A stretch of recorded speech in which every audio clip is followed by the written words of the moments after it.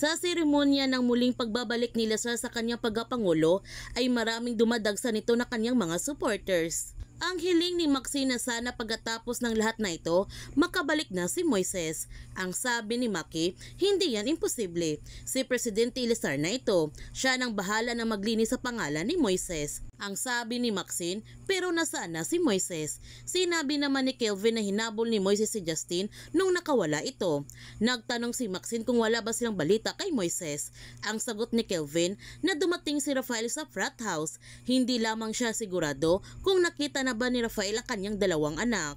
Nagsimula na nga ang seremonya at nagpapasalamat si Lazar sa mga taong bayan na buong tapang na ipinaglaban ng kanilang bansa. Napaka-sobrang challenger ang pagsubok na ito, hindi lamang para sa kanya at sa kanyang pamilya, kundi lalong-lalo na sa mga taong bayan na pinagdamutan ng hustisya dahil lamang sa mga sakim at inabuso ang kanilang posisyon.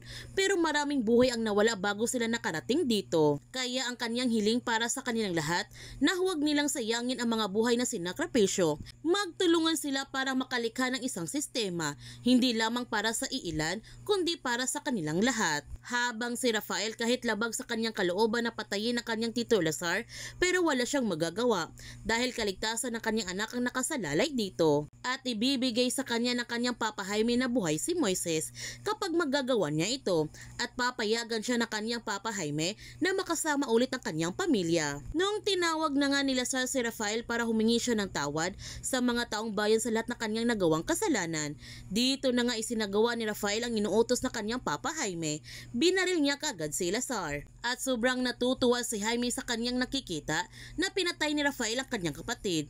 Sobrang nagulat din ang lahat sa mabilis na pangyayari at hindi sila makapaniwala na ginawa ito ni Rafael. Ngunit sa pagtakas ni Rafael ay binaril naman siya ng mga security at humantong ito sa kanyang kamatayan. Natutuwa pa nga si Jaime sa kanyang napanood dahil hindi niya akalain na susundin ni Rafael ang kanyang inuutos at naniniwala ito na ibabalik niya si Moises mula sa kanya.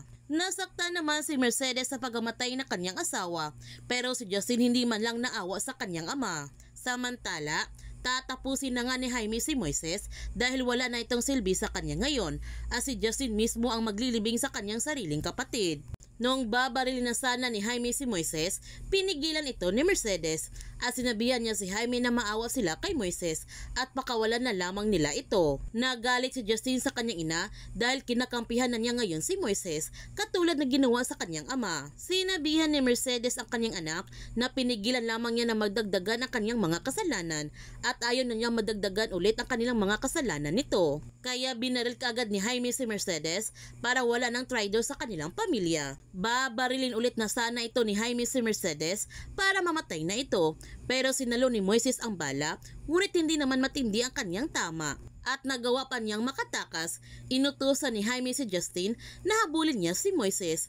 Ngunit sa pagkakataon na ito, mukhang magigising na si Justin sa kasamaan ng kanyang lolo Jaime pagkatapos nitong barilin ang kanyang ina. Makakatakas kaya si Moises? Yan ang ating abangan sa Pamilya Sagrado. Kung bago ka pa channel ko, don't forget to like, subscribe, and click notification bell para palagi kang updated sa mga videos in-upload ko. Thank you for watching and God bless to everyone.